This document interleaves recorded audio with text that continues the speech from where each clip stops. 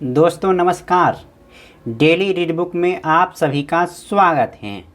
आज हम लोग लुसेंट समान विज्ञान के जो भी ऑब्जेक्टिव क्वेश्चन हैं बायोलॉजी का 182 से 233 क्वेश्चन आज डील करेंगे। पिछले वीडियो में 181 तक के प्रश्नों को पढ़ा जा चुका है। आज 182 से पढ़ते हैं। तो चलिए स्टार्ट करते हैं। निम्नलिखित में से कौन सा एक रसायन सामान्यतः किसानों द्वारा खरपतवार को नष्ट करने के लिए प्रयुक्त होता है? इसका आंसर होगा 2,4-D। 2,4-D एक खरपतवार नाशी है। बौने पौधे को किसके अनुप्रयोग से लंबा किया जा सकता है? ये होगा साइटोकाइनिन। साइटोकाइनिन की मदद से बौने पौधे को लंबा किया जा सकता है। साइटोकाइनिन एक हार्मोन है, पादप हार्मोन। Question number 184। डैश रसायनों का एक समूह है जो कोशिका विभाजन और पौधे के गठन को प्रभावित करते हैं।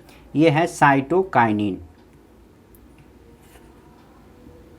अगला प्रश्न है, निम्नलिखित में से कौन सा एक प्राकृतिक फल पकाने वाला हार्मोन है? यह है एथिलीन। पादप वर्धन नियंत्रक भिन्न रासायनिक संरचनाओं के छोटे साधारण अणु होते हैं। ये क्या हैं? ये हैं इंडोल, यौगिक, एडेनिन, व्युत्पन्न, कैरोटीनॉइड और टर्पीन। अगला प्रश्न है, गन्ने का लाल सरांध किसके कारण बनती है? इसका आंसर होगा Colletotrichum falcatum. Question number 1 A answer. पौधे का आर्द्र पतन रोग किसके कारण होता है?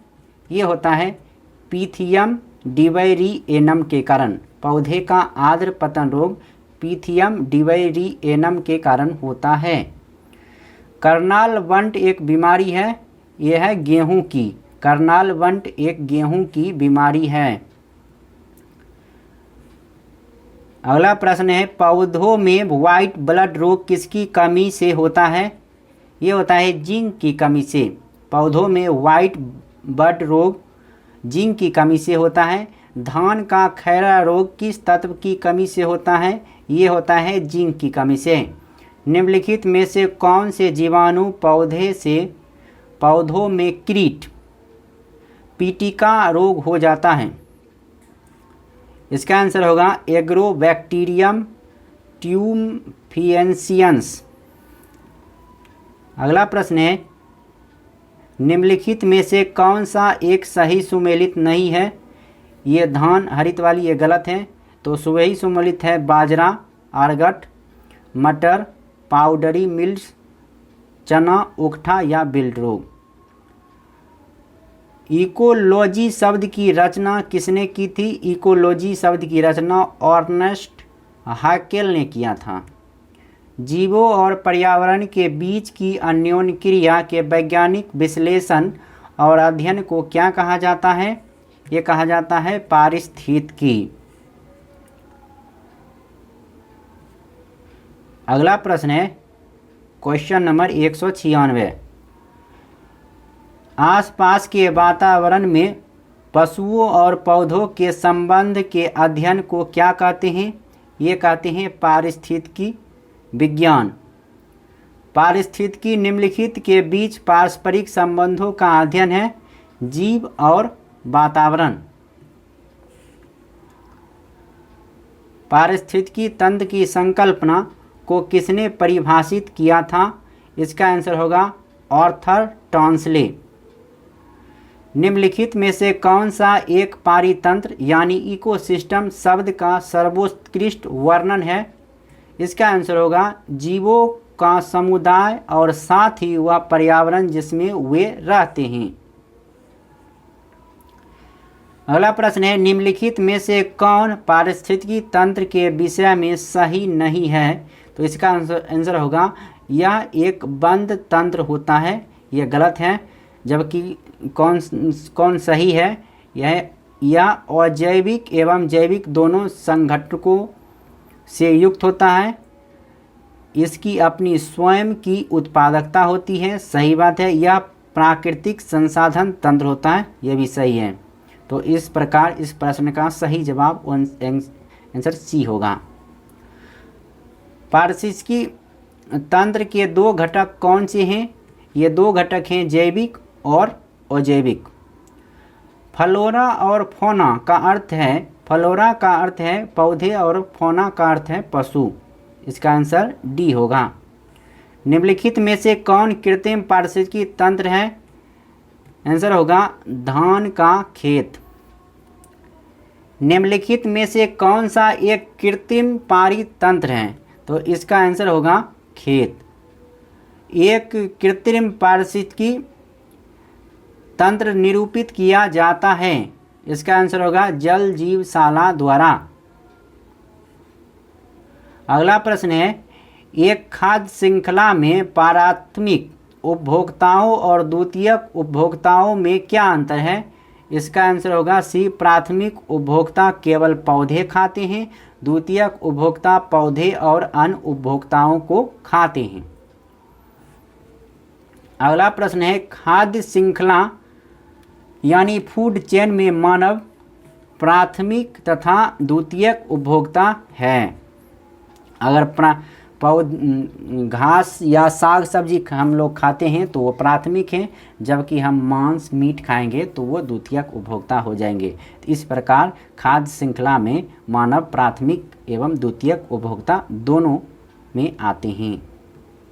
अगला प्रश्न है, जब हम बकरी या भेड़ का मांस खाते हैं तब हम द्वितीयक उपभोक्ता हैं। निम्न में से कौन आहार श्रृंखला का निर्माण करते हैं? ये घास, बकरी तथा मानव ये आहार श्रृंखला का निर्माण करते हैं। अगला प्रश्न है, भोजन, प्रकाश और स्थान की प्रतिस्पर्धा कहाँ पर सबसे अधिक गंभीर है? तो इसका आंसर होगा एक ही क्षेत्र में या नीच में पैदा होने वाली निकट संबंधित प्रजातियां।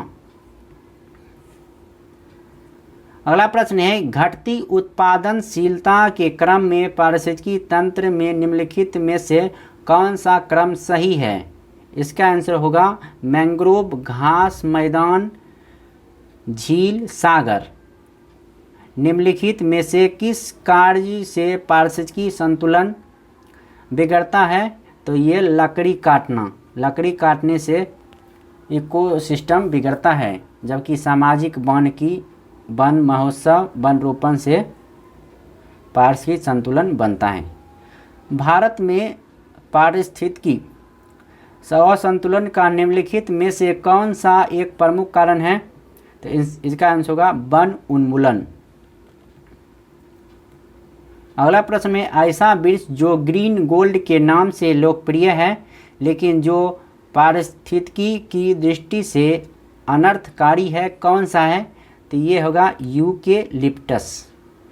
निम्नलिखित वृक्षों में कौन पारिस्थितिकी मित्र नहीं है? यह है यूकेलिप्टस।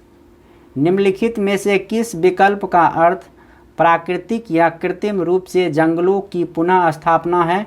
तो ये होगा रिफॉरेस्टेशन। सौर ऊर्जा का अधिकतम स्थिरीकरण किसके द्वारा किया जाता है? ये किया जाता है हरे पादप द्वारा। अधिकतम ऑक्सीजन किससे उपलब्ध होती है? तो पादप पलवक पुंज से। अगला प्रश्न है, वातावरण में ऑक्सीजन की मात्रा अपेक्षाकृत नियत रहती है क्योंकि यह किसके द्वारा छोड़ी जाती है? यह पौधे द्वारा छोड़ी जाती है। अगला प्रश्न है, निम्न में से कौन सा किसी पारिस्थितिक तंत्र में एक दिशीय प्रवाह दर्शाता है? ये ऊर्जा। निम्नलिखित में से कौन सा कथन सही है? जैवमंडलीय पारिस्थितिक तंत्र में ऊर्जा का प्रवाह एक दिशीय होता है, ये सही है।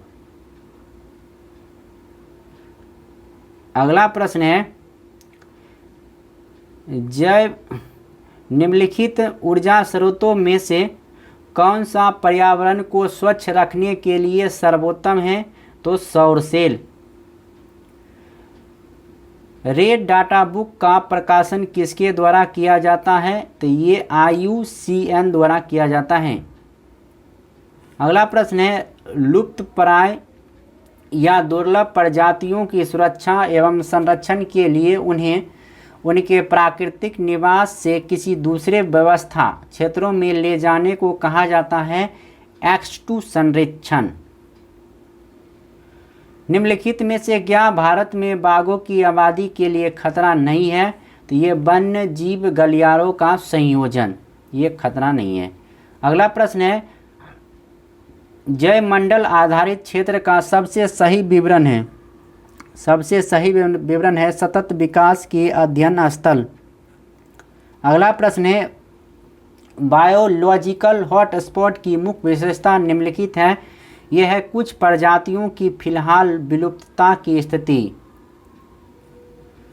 अगला प्रश्न है, प्रजातियां संकटग्रस्त प्रजातियां के IUCN द्वारा किए गए वर्गीकरण में शामिल नहीं है। यह है हानिकारक प्रजातियां।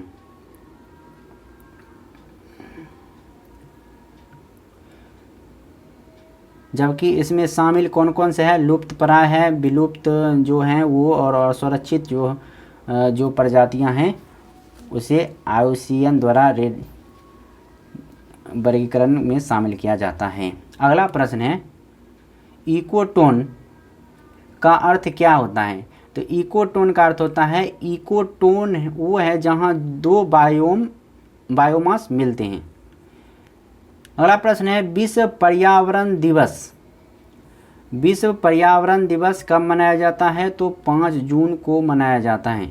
प्रथम विश्व पर्यावरण दिवस किस वर्ष मनाया गया? तो 1973 में मनाया गया था। संयुक्त राष्ट्र पर्यावरण कार्यक्रम यानी UNEP का मुख्यालय कहाँ है? तो इसका मुख्यालय है नैरोबी। अगला प्रश्न है, राष्ट्रीय पर्यावरणीय इंजीनियरिंग अनुसंधान संस्थान कहाँ स्थित है? तो ये है नागपुर में। इस वीडियो में इतना ही। इसके बाद के प्रश्नों को नेक्स्ट वीडियो में कवर करेंगे। तब तक के लिए नमस्कार, जय हिंद।